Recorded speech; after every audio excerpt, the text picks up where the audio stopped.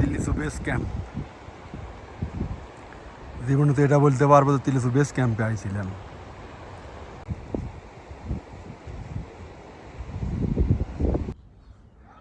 Temporary basic health centre.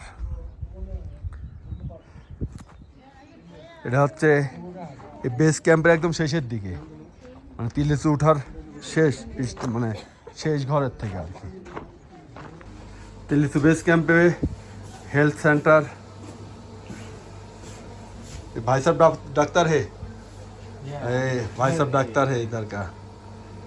ये देखो दादा তাদের অক্সিজেনের সমস্যা অল গুড। হ্যাঁ, তারা এই ধরনের এখানে এসে অক্সিজেন নিয়ে রিকভারি করে।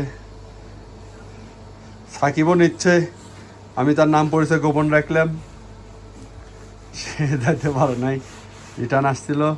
আমরা উস্তাদি করে আরেকটা গিয়েছিলাম, আসলে বলছিলাম আর কিছু না, আমরা 3 ভাগের 1 ভাগ গেছিলাম। অনেকে বলবে যে অর্ধেক দিয়ে ফেরত আইছে, সব কিছু না।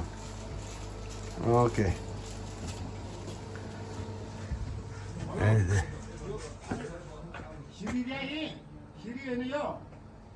Base camp, Tilicho base camp medical center. আর এটা হচ্ছে বেস ক্যাম্পের গ্রাম। ভাই বেস ক্যাম্প পর্যন্ত আইসি, এতেই খুশি, আর চাচ্ছি না কোনো জায়গা যাবে। এখন ব্যাক টু দ্য প্যাভিলিয়ন। আমাদের হোটেলটা কিন্তু অস্থির একটা জায়গায়।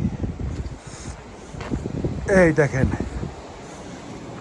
এই হোটেলটা হচ্ছে আমাদের নিচের room, attached bathroom. Attached bathroom নিলে পরে 500 রুপি বেশি লাগে। আর এই দেখেন আমাদের রুমের পাশ দিয়ে এরকম একটা নদী বয়ে গেছে, বরফ গলা পানি যাচ্ছে। আর এই যে দিদি কাপড় তুলুন কাজ করছে। আরে এই পরিবেশ, ও এদিকেও দেখেন, এদিকে আমার সাদা বাতাস। ও সুবহানাল্লাহ। নেপালের লোকাল খাবার না খাইতে পারে, লাস্টে রিকোয়েস্ট করে আমরা নিজেরা ডিম ভাজি করেছি, ডাল চচ্চড়ি আর আলু ভর্তা। দেখে আমি এগুলি খাইতে পারি নাকি, যদিও তারপরে ওর মশলাটা স্মেল থেকেই যায়। ওকে,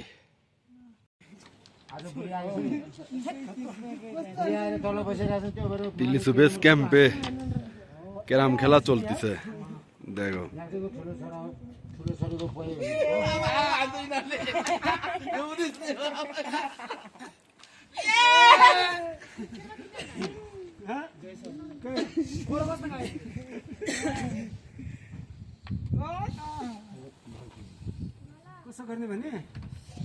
good bye Tilicho lake, sorry Tilicho base camp.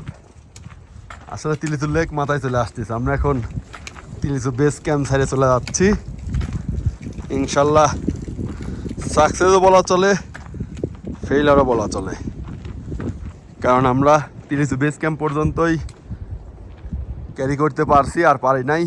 চেষ্টার কমতি রাখি নাই, সর্বোচ্চ লেভেলের চেষ্টা করছি, বাট আসলে কনফিডেন্স পাই নাই, কারণ আমরা শারীরিকভাবে দুর্বল হয়ে গেছি, বিশেষভাবে মানে খাওয়ার কারণে আর কি। খাবারের কারণে এখানে যে কোয়ালিটির ফুড দেয় ওই টেস্ট আমাদের সাথে না দেওয়ার কারণে আমরা দুর্বল হয়ে গেছিলাম। গতকালকে রাত্রে একজনকে রিকোয়েস্ট করে তো আমরা লোকালভাবে একটু আলু ভর্তা ডিম ভাজি করে নিয়ে খাইছি। এখন যত কুইক সম্ভব এখান থেকে বের হয়ে যাব। এই যে বেস ক্যাম্পের ভিউ। আমরা পৌঁছানোর দিনকে আসলে করতে পারিনি, সন্ধ্যা লেগে গেছিল, ভিডিও করা সম্ভব হয় না, লাইট ছিল না। এখন দেখেন লাইফে সর্বোচ্চ ট্রেকিং করলাম তিলিসু বেস ক্যাম্পে। ট্রেকিং আরও করছি, কিন্তু এটা বান্দরবনে পাহাড়ে, ওখানে হাইটের কোনো প্রবলেম নেই, অক্সিজেন লেভেল অনেক 100-100 থাকছে। বাট এখানে অক্সিজেন লেভেল 60, 65 এরকম। এই জন্য এটাই বেস্ট ট্রেকিং। সুস্থ শরীরে ফেরত গেলে আলহামদুলিল্লাহ, আল্লাহ দরবারে লাখ কোটি শুকরিয়া, মানে এখন পর্যন্ত সুস্থ আছি। আমরা 7:50 তিলিচু বেস ক্যাম্প থেকে রওনা দিলাম খাংসারের উদ্দেশ্যে। দেখি কয়টায় পৌঁছাই।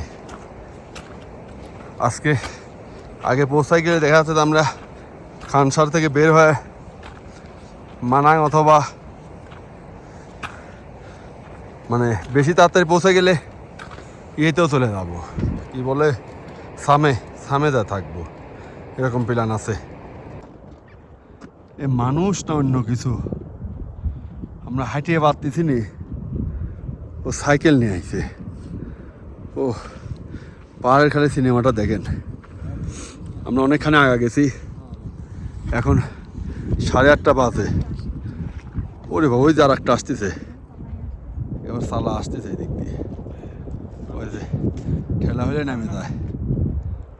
ও মানে যে জায়গায় আমরা হাইটি নিজ পায়ে উঠতে পারতেছি না, সেই জায়গায় এরা এরকম সাইকেল ঠেলিয়ে নিয়ে উঠতেছে। যার মানে তারপরে লেডিস, ওটা ছিল জেন্টস, এটা লেডিস। ওরে বাবা, থাক কথা বলেন না, ওর এমনি যাচ্ছে। ওকে, বেস্ট অফ লাক। সুবহানাল্লাহ, কি পাহাড় না অন্য কিছু, মানে ক্যামেরায় তো দূরের কথা, আসলে পাহাড়ের বিশালতা চোখ দিয়েও আন্দাজ করা যায় না।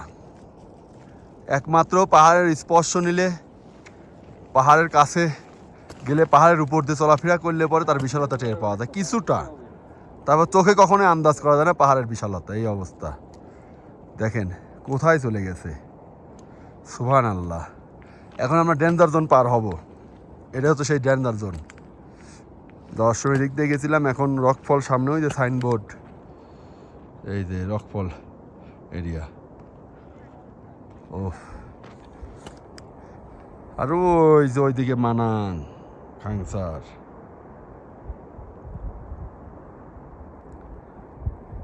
এখন বাজে হচ্ছে 8:45।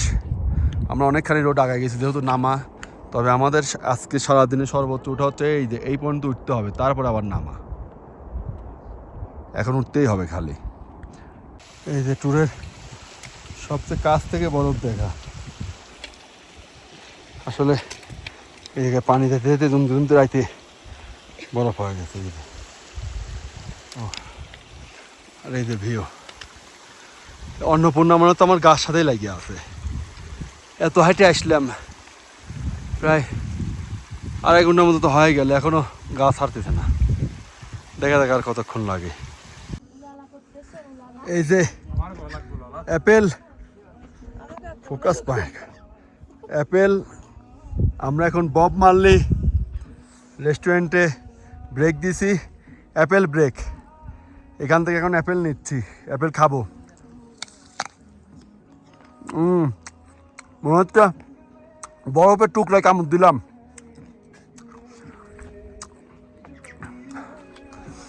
মনে হচ্ছে বরফের টুকরায় কামড় দিলাম।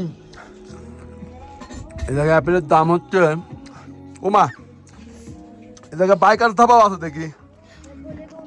বাবা, ও আরও একটা আছে, বব মার্লি রেস্টুরেন্টে বাইকার ধাবার লোগো পাওয়া যাবেন। যাই হোক, অ্যাপেল হচ্ছে 103।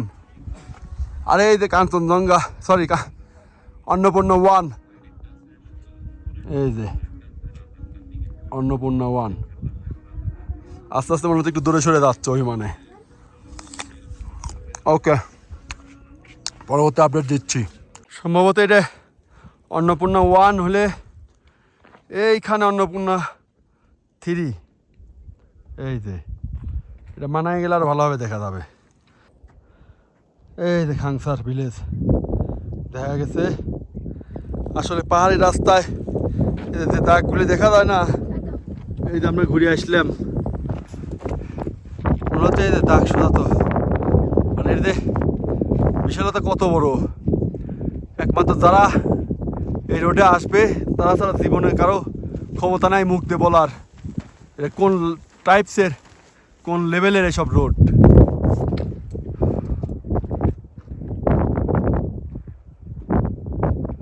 এই দেন মানুষ, এই দেখেন শেষ তো। এখন 12:12 বাজে, সরি 11:12 বাজে। অলরেডি আমরা এই ঝুলন্ত ব্রিজে এখানে চলে আসছি। এই ঝর্ণার নাম জানি না, যদি পরে জানিয়ে থাকি স্ক্রিনে দিয়ে দেবো। এখন আমাদের নামতে হবে হচ্ছে এইরকম খাড়া, এই যে জিগজ্যাগ জিগজ্যাগ। ওই যে মানুষ আসতেছে দেখেন, পুরা খাড়া নামে যাওয়া লাগবে। এখন এইসব খাড়া দেখলি পরে মনে হচ্ছে কি আমরা কি এগুলো আসলে উঠেছিলাম নাকি। ওই যে আমরা প্রথম ব্রেক দিয়েছিলাম যে জায়গায় রেস্টুরেন্টে, ওই জায়গায় ডিম কারি খাইছিলাম, এক কারি। আর এই যে সামনে যে একটা মনস্ট্রি ছিল, সেই মনস্ট্রি এই জায়গায় সামনেই মরকুরি মনস্ট্রি। আসার আগে আর 1 ঘন্টার মতো লাগবে। এখন অলরেডি 12:16 বাজে। অনেক কুইক আসছি, খালি থাকতে পারলাম না তিলি তো, তাই কষ্টটা এই জায়গায়। আসলে ওটা পেটের দেয় সম্ভব হইলে না, এই আর কি। বাজে 1টা, আমরা খানসারের খুব কাছাকাছি চলে আসছি।